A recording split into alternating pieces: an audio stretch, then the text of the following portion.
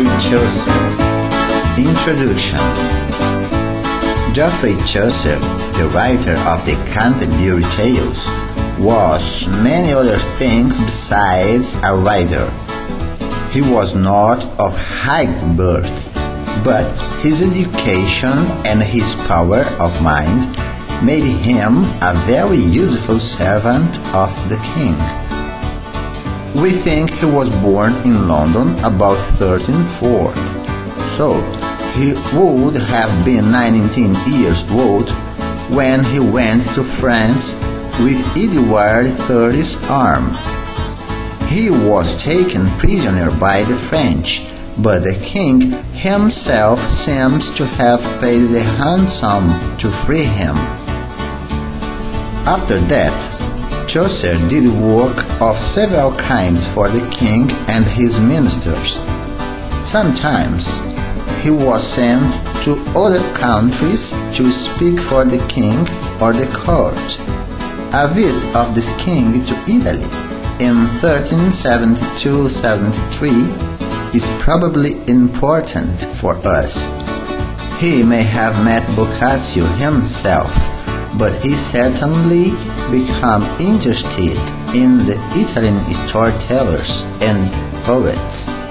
We can be sure he read Boccaccio's Decameron 1348-58. We know that Chaucer planned his Canterbury Tales in 1386 or 1387. He wanted to have stories told by third pilgrims, but he was a very busy man, and the collection was unfinished when he died in 1400. He himself made a pilgrimage to Canterbury in 1388. Geoffrey Chaucer was buried in Westminster Abbey. His is the earliest of the great names in Poets' Corner in Abbey. There is one more fact to remember. Printing with movable metal type was introduced in Germany about 1450.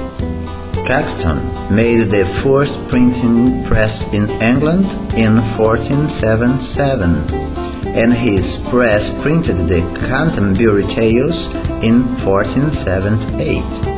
So, Chaucer himself never saw any printed book of the kind we know today. The Canterbury Tales.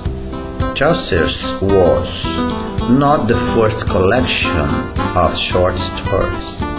It was not even a new idea to have a group of people each telling a story.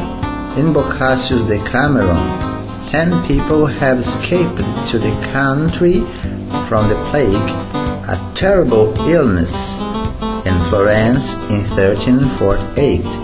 They passed the time by telling stories.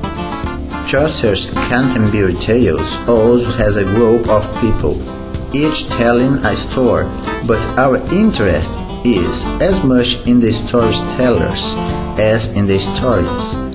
Each of them is a real person.